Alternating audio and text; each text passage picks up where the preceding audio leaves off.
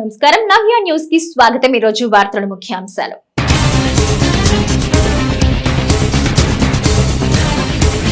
చీరాలలో పర్యటించిన మంత్రి పార్థసారథి చీరాల మండలం దేవాంగపురి గ్రామ పంచాయతీలో 47.5 లక్షల రూపాయల నిధులతో నూతనంగా నిర్మించిన సీసీ రోడ్ల ప్రారంభించిన మాట్లాడిన రాష్ట్ర గృహ నిర్మాణ శాఖ మంత్రి కొలుసు పార్థసారథి.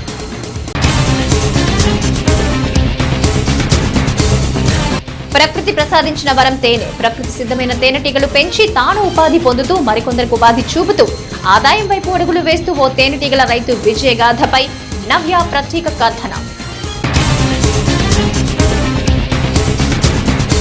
ద్విచక్ర వాహనదారులు తప్పనిసరిగా హెల్మెట్ ధరించాలి. బాపట్ల సబ్ డివిజన్ పరిధిలో పట్టణ రూరల్ సర్కిల్ పోలీసులు ద్విచక్ర వాహనదారులకు హెల్మెట్ పై అవగాహన కల్పించేందుకు ద్విచక్ర వాహనాలతో పోలీసులు ర్యాలీలో పాల్గొన్న బాపట్ల డీఎస్పీ రామాంజనేయులు.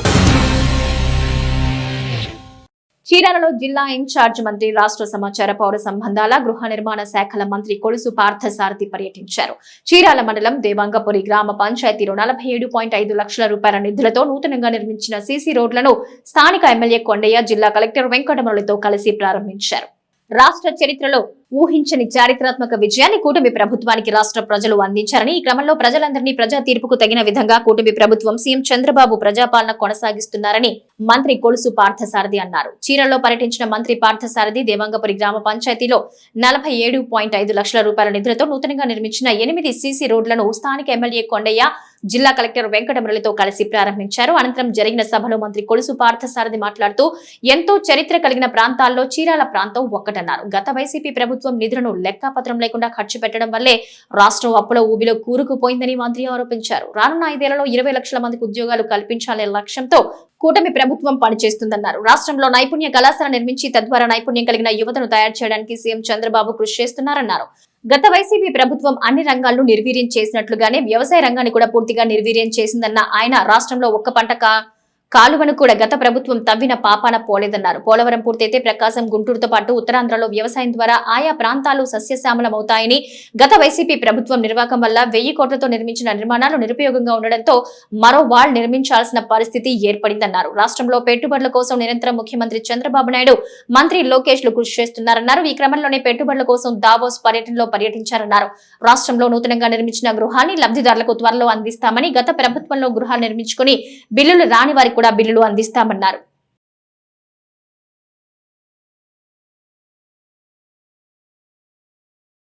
ఆంధ్రప్రదేశ్ లో త్రాగునీరు పరిశ్రమలు రావడానికి ఉపయోగపడితే గొప్ప ప్రాజెక్ట్ అది. దాదాపు 1940 నుంచి కూడా అనేక మంది ముఖ్యమంత్రులు శంకుస్థాపన చేశారు. అటువంటి ప్రాజెక్టు ఆయన చేతులకు వెళ్తే ఆఖరికి దాదాపు 1000 కోట్ల రూపాయలు విలువ చేసే గోడ నాశనం చేసేసి మళ్ళీ ఇంకొక గోడ కట్టుకోవాల్సిన పరిస్థితి వచ్చింది. మాట్లాడితే ఆ రోజు చూసాం, అసెంబ్లీలో తొడలు కొట్టేవాళ్ళు, మీసాలు తిప్పేవాళ్ళు. 2020 ఎక్కడికన్నా మేము పోలవరం చేస్తాం, నీళ్ళు ఇస్తాం అని చెప్పేసి సినిమా డైలాగులు కొట్టేవాళ్ళు. సినిమా డైలాగులకి పరిపాలన రాదు. అదే నా బట్టి ఉపన్యాసం చెప్తే కొంచెం మీరు ఈయన వేయచ్చు, లేకపోతే టెప్పెట్లు కొట్టచ్చు, కుర్రోళ్ళు 3 ఓట్ల లోపల ఉన్న కుర్రోళ్ళు అందరూ ఎగరొచ్చు. కానీ దాంతో రాష్ట్రానికి మేలు జరగదు, పేద ప్రజలకి మేలు జరగదు. ఈరోజు మళ్ళీ ఆ ప్రభుత్వాన్ని, ఆ పోలవరం ప్రాజెక్ట్ని 15,000 కోట్ల రూపాయలు కేవలం 7 నెలల కాలంలో తీసుకొచ్చిన ఘనత చంద్రబాబు నాయుడు గారిని చెప్పేసి మనం చేస్తాం. ప్రకృతి ప్రసాదించిన వరం తేనె. మానవాళికి హాని కలిగించే ఎన్నో రోగాలకు తేనె ఒక సంజీవనిలా పనిచేస్తుంది. అందుకే ప్రపంచ వ్యాప్తంగా దీని వాడకం పెరగడంతో మంచి గిరాకీ ఏర్పడింది. దీంతో వ్యాపార సరళిలో తేనెటీగల పెంపకం ఊపందుకుంది. ఈ క్రమంలో గుంటూరు జిల్లా పొన్నూరుకు చెందిన ఓ రైతు ప్రకృతి సిద్ధమైన తేనెటీగలు పెంచి కొత్త రకం దిగుబడిని సాధించి ఆదాయం వైపు అడుగులు వేస్తున్నారు. ఇంతకీ ఆ రైతెవరు? ఎన్ని సంవత్సరాలుగా తేనె సేకరిస్తున్నారు? అసలు తేనెటీగల పెంపకం ఎలా ఉంటుంది? తేనె ఎలా సేకరించాలి? లాభాలు ఎలా ఉంటాయి? వంటి పూర్తి వివరాలు అన్ని తెలియాలంటే ఖచ్చితంగా ఈ స్టోరీ చూడాల్సిందే.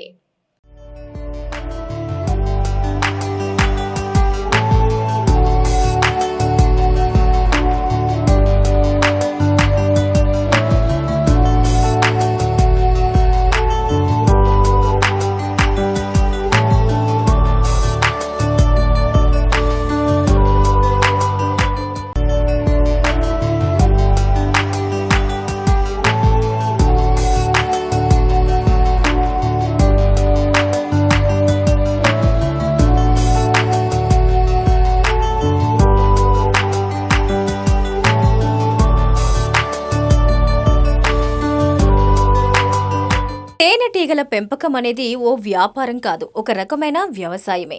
ఓ క్రమ పద్ధతిలో తేనెటీగలను పెంచి అవి అందించే తేనెతో వ్యాపారం చేయటం అంటే చెప్పినంత ఈజీ కాదు. 40 రోజుల పాటు చేసే సాగులో క్షేత్రస్థాయి పర్యవేక్షణ, సూక్ష్మమైన పరిశీలన చాలా అవసరం. అసలు తేనెటీగలను ఎలా పెంచుతాం అని ఆశ్చర్యపోతున్నారా? ఇప్పుడు ఇదే ట్రెండింగ్ బిజినెస్ గా మారింది. ఇలా తేనెటీగలు పెంచి దాని నుంచి తేనెను విక్రయిస్తూ గుంటూరు జిల్లా పోనూరు మండలం దొండముడి గ్రామానికి చెందిన తులసి రామచంద్రరావు ఏకంగా ఏడాదికి లక్షలు సంపాదిస్తున్నారు.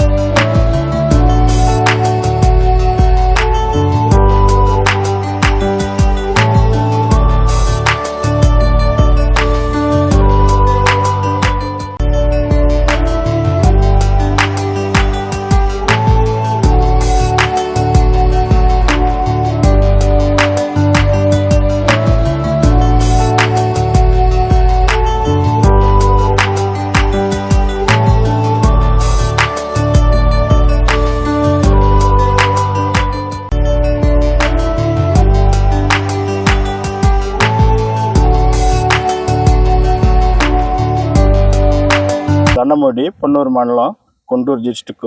నాకు మా ఫాదర్ 40 years నుంచి చేస్తున్నాడు. నాకు 45 years వచ్చినాయి. మా తానగారు కాలం చేశారు. అప్పటి నుంచి కంటిన్యూగా నేను ఈ ప్రాసెస్ చేసుకుంటున్నాను. దీంట్లో చాలా జాగ్రత్తగా ఉండాలి. ఈ ఈగల బాక్సులకి ఈ వైరస్ నల్లి వచ్చినప్పుడు వాటిని చూసుకొని జాగ్రత్తగా మనం ఎప్పటికప్పుడు శుభ్రం చేసుకుంటూ పరిరక్షించుకుంటూ ఉండాలి. ఇది 40 రోజులకు వస్తుందండి పంట. 40 రోజుల దాకా సారి పంట తీసుకుంటాం. మాకు ఖర్చు అనేది మాకు రెగ్యులర్గా 4 వస్తూ ఉంటామండి. అవి చూసుకుంటా చెక్ చేసుకుంటా మళ్ళీ బండి బాడిగా అవి పెట్టుకొని వస్తూ ఉంటామండి. ఈగలు భద్ర పూతల మీదకి వెళ్ళి వచ్చి అవి హనీ పెడుతున్నాయా, ఎగ్లేషన్ పెట్టుకుంటున్నాయా లేవా అని చెక్ చేసుకుంటూ ఉంటాం. ఎప్పటికప్పుడు రాణి లేని దానికి మనం రాణిని ఏర్పాటు చేసుకుంటూ ఉంటాం. ఈగలు కొన్ని అధిక వర్షాల వల్ల దెబ్బతింటూ ఉంటాయి. వర్షాలకు మందు కొట్టేటప్పుడు కూడా దెబ్బతింటూ ఉంటాయి. అప్పుడు మేము జార్ఖండ్ నుంచి బాక్స్ వచ్చి 5 నుంచి 6 ఏళ్ళు దాకా ఉన్నాయి. అప్పుడు మన అమౌంట్ని బట్టి మనకు తగ్గట్టు తెచ్చుకుంటూ ఉంటాం. సాధారణంగా తేనెటీగలు పూలలోని మకరందాన్ని తేనెగా మార్చుతాయి. వాటిని తేనె పట్టులో అరల్లో భద్రపరుస్తాయి. ఈ స్వచ్ఛమైన తేనెకు మార్కెట్లో ఫుల్ డిమాండ్ ఉంది. దీంతో తేనె కోసం వెతకటం కష్టమవుతోంది. ఈ క్రమంలోనే ప్రతి ఏడాది క్రమం తప్పకుండా చీరాల మండలంలోని తోటవారిపాలెం శివారు ప్రాంతాల్లో సాగు చేసే మొక్కజొన్న, దోస, బీర, కందితో పాటుగా పూల సాగు ఎక్కువగా సాగించే ప్రాంతాల్లో ప్రత్యేకంగా తయారు చేసిన బాక్సులను ఏర్పాటు చేసి తేనెటీగల ద్వారా ప్రకృతి సిద్ధమైన తేనెటీగల పెంపకాన్ని చేపడుతున్నారు.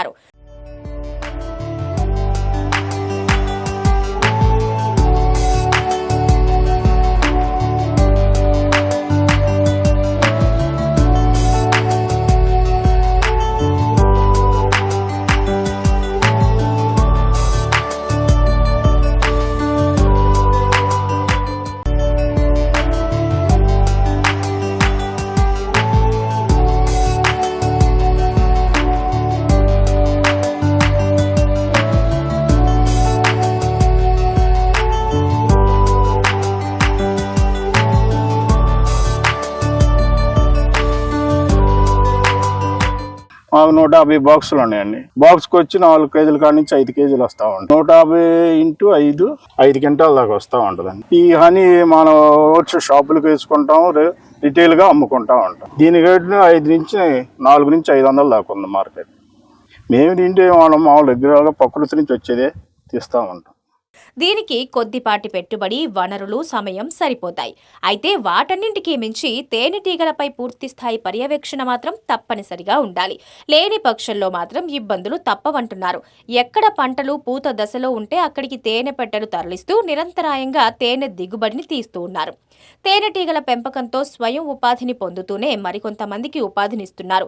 అనుభవం వస్తున్న కొద్దీ పెట్టెల సంఖ్య పెంచుకుంటూ ప్రస్తుతం 150 పెట్టెలతో ప్రతి 40 రోజులకొక్కసారి ఒక్కొక్క పెట్టె నుంచి 3 నుంచి 5 కిలోల వరకు తేనె తీస్తూ సుమారు 200 నుంచి 300 వరకు తేనె దిగుబడి తీస్తున్నారు.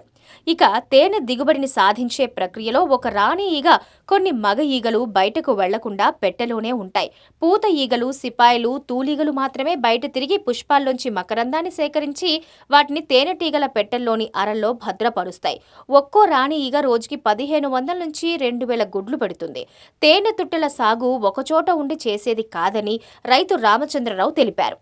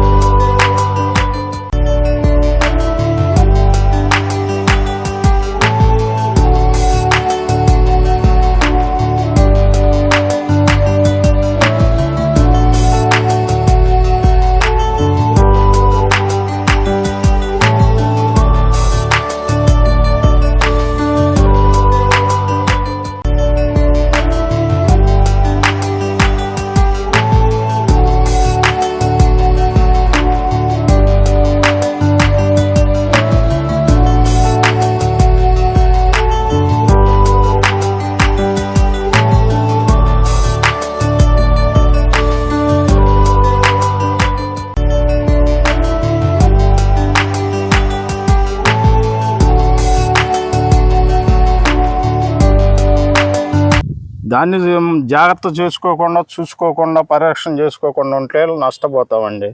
మనం ఎప్పటికప్పుడు దాంట్లో అనుభవం ఉండాలి.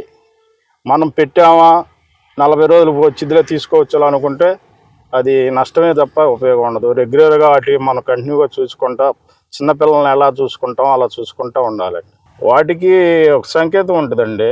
రాణి లోన ఎగ్లేషన్ పెట్టుకుంటుంది, పోతేగలు ఉంటాయి, పోతేగలతో పాటు కూలీగలు ఉంటాయి, కూలీగలతో పాటు సిపాయి ఈగలు ఉంటాయి.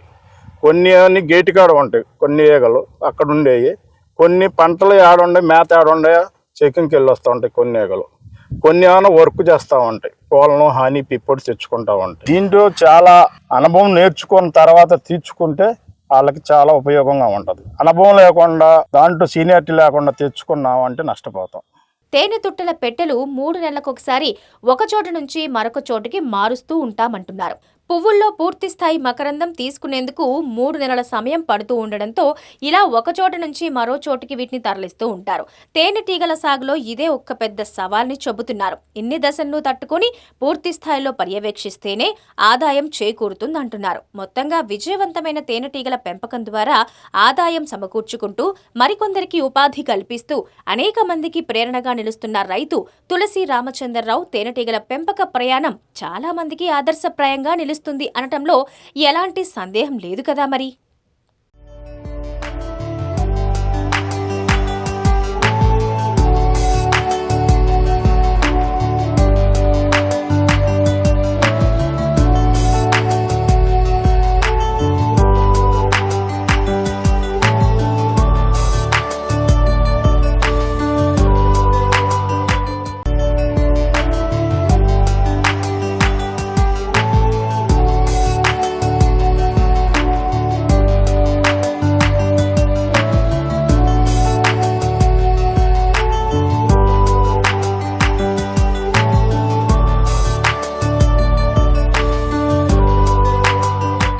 బాపట్ల సబ్ డివిజన్ పరిధిలో పట్టణ రూరల్ సర్కిల్ పోలీసులు ద్విచక్ర వాహనదారులకు హెల్మెట్ పై అవగాహన కల్పించేందుకు గాను పట్టణంలో ద్విచక్ర వాహనాలతో పోలీసులు ర్యాలీ నిర్వహించారు. ర్యాలీలో బాపట్ల డీఎస్పీ రామాంజనేయులు పాల్గొన్నారు. ర్యాలీలో పోలీసులు ద్విచక్ర వాహనాలపై హెల్మెట్ ధరించి ర్యాలీ నిర్వహించారు.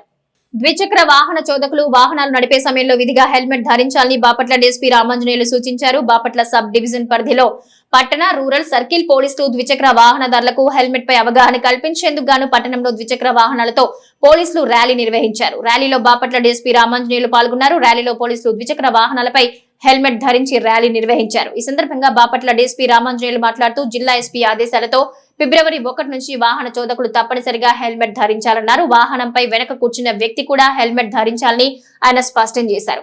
వాహనదారులు హెల్మెట్ లేకపోతే 1000 రూపాయల వరకు జరిమానా విధిస్తామన్నారు. ఈ మధ్య కాలంలో రోడ్డు ప్రమాదాలు ఎక్కువగా ద్విచక్ర వాహనదారులకు జరుగుతున్న కారణంగా ఇకపై రహదారి భద్రతా నియమాలు తప్పనిసరిగా అమలు చేస్తామన్నారు. వాహనదారులు సైతం తమకు సహకరించాలన్నారు. ఈ కార్యక్రమంలో పట్టణ CI Rambabu, circle CI Harikrishna, rural CI Srinivasarao, పట్టణ ఎస్ఐ విజయ్ కుమార్, పట్టణ ఎస్ఐ చంద్రవతి, పోలీస్ సిబ్బంది పాల్గొన్నారు.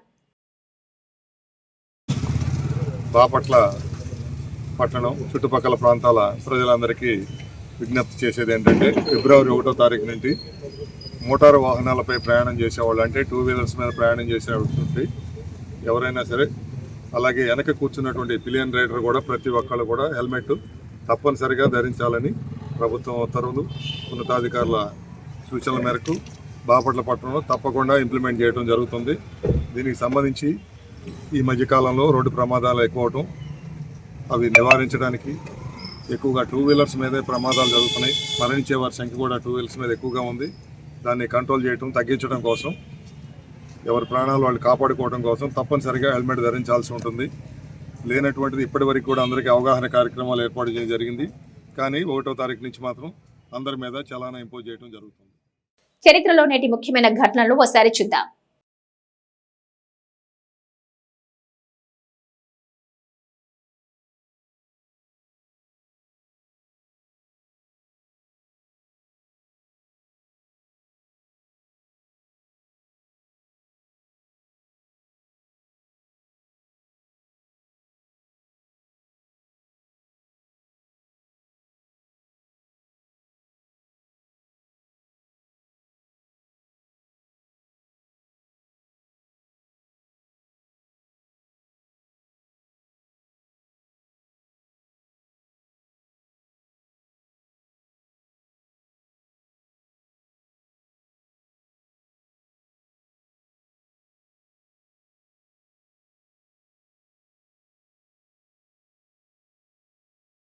వేటిపాలెం saint Ann's college of engineering and technology కళాశాలలో ఈసీఈ విభాగం 3వ సంవత్సరం చదువుతున్న విద్యార్థులకు VLSI డిజైన్ పై గడిచిన 3 రోజులుగా జరుగుతున్న వర్క్ షాప్ విజయవంతంగా ముగిసినట్లు కళాశాల సెక్రటరీ వడమ రామకృష్ణరావు, కరెస్పాండెంట్ శ్రీమతి లక్ష్మణరావు ఓ ప్రకటన ద్వారా తెలియజేశారు.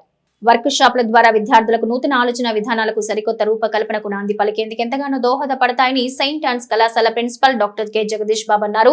వేటిపాలెం saint Ann's college of engineering and technology కళాశాలలో ఈసీఈ విభాగం 3వ సంవత్సరం చదువుతున్న విద్యార్థులకు VLSI డిజైన్ పై గడిచిన 3 రోజులుగా జరుగుతున్న వర్క్ షాప్ విజయవంతంగా ముగిసినట్లు కళాశాల సెక్రటరీ వనమ రామకృష్ణరావు, కరెస్పాండెంట్ శ్రీమతి లక్ష్మణరావు ఓ ప్రకటన ద్వారా తెలియజేశారు.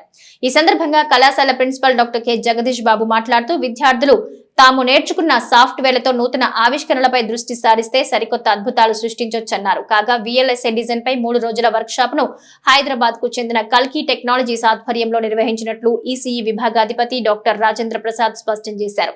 ఈ 3 రోజుల్లో వర్క్ షాప్ లో ఆధునిక టెక్నాలజీలపై అవగాహన కల్పించినట్లు పేర్కొన్నారు. కల్కి టెక్నాలజీస్ వివేక్ బృందం ప్రతినిధులు VLSI డిజైన్ ఫ్రంట్ ఎండ్ గురించి విద్యార్థులకు అవగాహన కల్పించి వివాడో సాఫ్ట్వేర్ ద్వారా ప్రయోగాలు నిర్వహించారని తెలిపారు. వర్క్ షాప్ ను కూడా డాక్టర్ డివిఎన్ సుకన్య, జై కవితలు కోఆర్డినేటర్లుగా వ్యవహరించారు.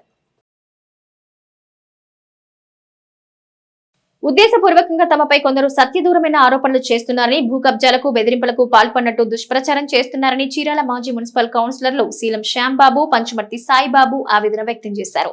తమపై కావాలనే అధికారులకు ఫిర్యాదు చేయడంపై ఇరువురు మాజీ కౌన్సిలర్లు స్పందించారు. ఈ క్రమంలో స్థానికంగా ఏర్పాటు చేసిన విలేకరుల సమావేశంలో మాట్లాడారు.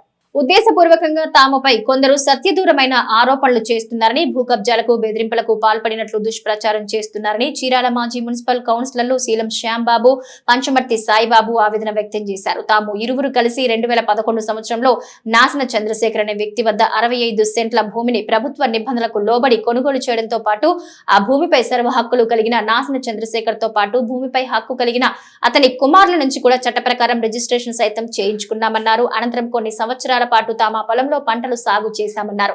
అయితే ఇటీవలి కాలంలో పిడుగురాళ్ల వాడరేవు జాతీయ రహదారి అటుగా నిర్మాణం జరుగుతున్న క్రమంలో అటువైపు భూమి రేట్లు విపరీతంగా పెరగడంతో తమ సొంతమైన పొలాన్ని జాగ్రత్త చేసుకునే క్రమంలో ఫెన్సింగ్ వేస్తున్న క్రమంలో ఫిర్యాదుదారులైన మురళీ ప్రసాద్ దంపతులు ఎలాగైనా భూమిని దక్కించుకోవాలనే ఉద్దేశంతో ఫెన్సింగ్ ను అడ్డుకోవడం, పొలంలో సాగు చేసిన మొక్కలను తీసేసి తమపైనే దౌర్జన్యానికి తెగబడ్డారన్నారు. అలాగే మాకు సొంతమైన పొలంలో రేకుల షెడ్డు నిర్మించే క్రమంలో గొడవలు సృష్టించారన్నారు.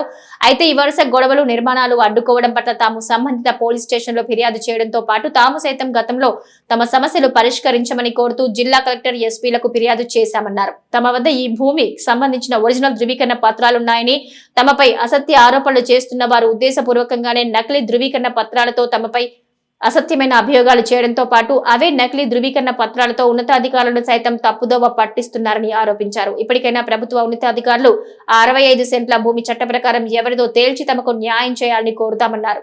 ఇదే క్రమంలో చట్ట వ్యతిరేకంగా నకిలీ పత్రాలతో ఉన్న ఉన్నతాధికారులు తప్పుదోవ పట్టించిన వారిపైన చర్యలు తీసుకోవాలని డిమాండ్ చేశారు.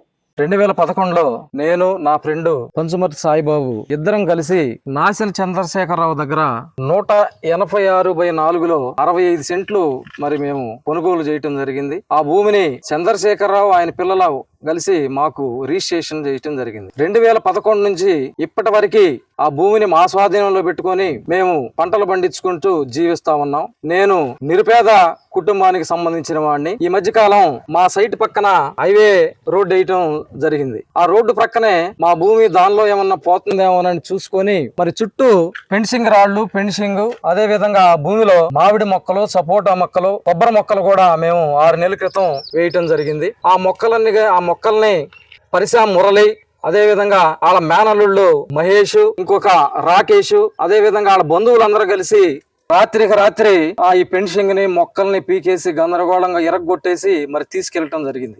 ఇంత పరాభవం చేస్తే నేను కంప్లైంట్లు ఇస్తే ఆ కంప్లైంట్లకు పట్టించుకోకుండా మరి నన్ను వేదనకు గురి చేస్తున్నారు. దయచేసి ఇలాంటి చౌకబారు మాటలు మాట్లాడొద్దని, ఎక్కడికైనా మన ఇద్దరం వెళ్దాం రండి, మీ కాగితాలు ఏమో తీసుకురండి, నా కాగితాలు తీసుకొస్తాను, మీదుంటే నేను వెళ్ళిపోతానని మనస్ఫూర్తిగా నేను తెలియజేసుకుంటూ నేటి తిరుమల తిరుపతి సంవత్సరం ఒకసారి పరిశీలిద్దాం. తిరుమలలో భక్తుల రద్దీ పెరిగింది. వివిధ ప్రాంతాల నుంచి వచ్చిన టోకెన్లు ఉన్న భక్తులకు నేరుగా స్వామివారి దర్శనం అవుతుందని టీటీడీ అధికారులు తెలిపారు. టోకెన్లు లేని భక్తులకు 8 గంటల్లో సర్వదర్శనం కలుగుతుందని వివరించారు. నిన్న స్వామివారిని 70,610 మంది భక్తులు దర్శించుకోగా 17,310 మంది తలనీలాలు సమర్పించుకున్నారు. భక్తులు సమర్పించుకున్న కానుకల ద్వారా స్వామివారికి 3.78 కోట్ల ఆదాయం వచ్చిందన్నారు. వార్తల్లో నేటి అంతర్జాతీయ, జాతీయ, రాష్ట్ర ముఖ్యమైన అంశాలను ఒకసారి పరిశీలిద్దాం. పశ్చిమాసియాలో నెలకొన్న అనిశ్చితి నేపథ్యంలో ఆయుధాల విషయంలో స్వయం సమృద్ధి సాధించే దిశగా ఇరాన్ దూకుడుగా వ్యవహరిస్తోంది. ఏఐ సాంకేతికత కూడిన క్షిపణులను తాజాగా ఆ దేశం విజయవంతంగా ప్రయోగించింది. నైరుతి ఇరాన్లోని గల్ఫ్ జిల్లాలో జరుగుతున్న డ్రిల్స్ లో ఏఐ సాయంతో పనిచేసే ఆయుధాలను ఇరాన్ ఆర్మీ ప్రయోగించినట్లు ఆ దేశ అధికారిక మీడియా INRA వెల్లడించింది. అడ్వాన్స్డ్ డ్రోన్ల సాయంతో క్షిపణులు ప్రయోగించినట్లు, అవి నిర్దేశిత లక్ష్యాన్ని ఛేదించినట్లు తెలిపింది. ప్రధాని మోదీ వచ్చే నెలలోనే అమెరికాకు వెళ్లే అవకాశం ఉంది. ఈ విషయాన్ని అమెరికా అధ్యక్షుడు ట్రంప్ స్వయంగా వెల్లడించారు. ట్రంప్ కి మోదీ ఫోన్ కాల్ తర్వాత అమెరికా అధ్యక్షుడు ఈ విషయాన్ని వెల్లడించారు. అమెరికాకు రెండోసారి అధ్యక్షుడిగా ఎన్నికైన డొనాల్డ్ ట్రంప్ కి ప్రధాని మోదీ ఫోన్ చేసి శుభాకాంక్షలు తెలిపారు. ఈ సందర్భంగా 2 దేశాల సంబంధాలపై ఇద్దరు నేతలు మాట్లాడుకున్నారు. 2 దేశాల మధ్య పరస్పర ప్రయోజనకరమైన విస్తృత భాగస్వామ్యానికి భారత్ కట్టుబడి ఉందని ట్రంప్ కు తెలిపారు మోదీ. భారత్, అమెరికా ప్రజల సంక్షేమానికి, ప్రపంచ శాంతి, సౌభాగ్యాల కోసం కలిసి పనిచేద్దామని ట్రంప్ కు వివరించారు మోడీ. ఆంధ్రప్రదేశ్ లో చాలా ప్రాంతాల భూమి విలువ కంటే రిజిస్ట్రేషన్ విలువ వ్యత్యాసాలు ఉన్నట్లు కూటమి ప్రభుత్వం గుర్తించింది. వీటిని సరిచేయాలని నిర్ణయించింది. మార్పుల కారణంగా భూముల రిజిస్ట్రేషన్ విలువ పెంచబోతున్నట్లు స్పష్టం చేశారు రెవెన్యూ శాఖ మంత్రి అనగాని సత్యప్రసాద్. రిజిస్ట్రేషన్ బుక్ విలువ పెంచి రిజిస్ట్రేషన్ రేట్లు నిర్ణయిస్తామన్నారు. గ్రోత్ కారిడార్లు, భూముల విలువ ఎక్కువగా ఉన్న ప్రాంతాల్లో 20% రిజిస్ట్రేషన్ ఛార్జీలు పెరుగుతాయన్నారు మంత్రి అనగాని. గత వైసీపీ పాలన రిజిస్ట్రేషన్ విలువల సవరణలో శాస్త్రీయ విధానాన్ని అనుసరించలేదన్నారు. కొన్ని చోట్ల రిజిస్ట్రేషన్ విలువ ఇష్టానుసారంగా పెంచారని, ఆ విలువల్ని తగ్గిస్తామన్నారు. అసంబద్ధంగా జరిగిన రిజిస్ట్రేషన్ విలువల మార్పులో శాస్త్రీయ కోణంలో సవరిస్తామన్నారు సత్యప్రసాద్. చరిత్రలో మొదటిసారిగా కొన్ని ప్రాంతాల్లో భూముల రిజిస్ట్రేషన్ విలువ తగ్గించబోతున్నామన్నారు. అయితే అమరావతి పరిసర గ్రామాల్లో ఛార్జీల పెంపు ఉండబోదని క్లారిటీ ఇచ్చారు. ప్రధానంగా విశాఖ, రాయలసీమ ప్రాంతాల్లో ఎక్కువగా రిజిస్ట్రేషన్ ఛార్జీలు పెరిగే ఛాన్స్ ఉంది. భారతదేశంలో ఇప్పుడు ఎలక్ట్రిక్ ద్విచక్ర వాహనాలకు డిమాండ్ వేగంగా పెరుగుతోంది. ప్రజలు ఇప్పుడు పెట్రోల్ మోడళ్లకు బదులుగా ఈవీలకు మారుతున్నారు. దీనికి ప్రధాన కారణం వాటి ధర తక్కువగా ఉండడమే. అయినప్పటికీ ఎలక్ట్రిక్ బైకులతో పోలిస్తే మీరు ఎలక్ట్రిక్ స్కూటర్ల అనేక ఎంపికలను సులభంగా పొందుతారు. అయితే ఎలక్ట్రిక్ బైకులను మాత్రమే నడపాలనుకునే వారికి open road EZ bike best option అని నిరూపించవచ్చు. ఇది 3 ఆప్షన్లు అందుబాటులో ఉంటుంది. 125cc అంతకంటే ఎక్కువ కెపాసిటీ ఉన్న ప్రస్తుత సైకిల్తో పోల్చితే ఇది చౌకగా ఉండటమే కాకుండా రోజువారీగా చాలా సరసమైనది. దీని ఫీచరు, ధర గురించి తెలుసుకుందాం. భారత్ ఇంగ్లాండ్ మధ్య T20 సిరీస్ ఉత్కంఠ రేపుతున్నట్లు కనిపిస్తోంది. భారత్ 2-0 ఆధిక్యత ఉండగా 3వ మ్యాచ్ లో ఇంగ్లాండ్ పరిస్థితి డ్యూ ఆర్ డైలా తయారైంది. జనవరి 28న రాజ్కోట్ లో జరగనున్న 3వ మ్యాచ్ లో టీమిండియా ప్లేయింగ్ 11 మరింత డేంజరస్ గా మారనుంది. స్టార్ బౌలర్ మహమ్మద్ షమి 2 మ్యాచ్లకు ప్లేయింగ్ 11 లో భాగం కాకపోవడం అందరినీ ఆశ్చర్యపరిచింది. అయితే రాజ్కోట్ లో జరుగుతున్న T20 మ్యాచ్ కి ముందు బ్యాటింగ్ కోచ్ షమిపై ఓ కీలక అప్డేట్ ఇచ్చారు. నవ్య న్యూస్ ముగించే ముందు ముఖ్యాంశాలు మరోసారి.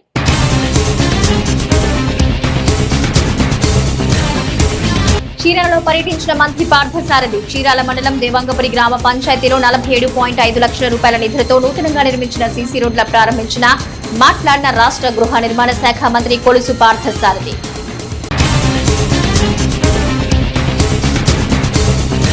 ప్రకృతి ప్రసాదించిన వరం తేనె. ప్రకృతి సిద్ధమైన తేనెటీగలు పెంచి తాను ఉపాధి పొందుతూ మరికొందరికి ఉపాధి చూపుతూ ఆదాయం వైపు అడుగులు వేస్తూ ఓ తేనెటీగల రైతు విజయగాథపై నవ్య ప్రత్యేక కథనం. ద్విచక్ర వాహనదారులు తప్పనిసరిగా హెల్మెట్ ధరించాలి. బాపట్ల సబ్ డివిజన్ పరిధిలో పట్టణ రూరల్ సర్కిల్ పోలీసులు ద్విచక్ర వాహనదారులకు హెల్మెట్ పై అవగాహన కల్పించేందుకు ద్విచక్ర వాహనాలతో పోలీసులు ర్యాలీలో పాల్గొన్న బాపట్ల డీఎస్పీ రామాంజనేయులు.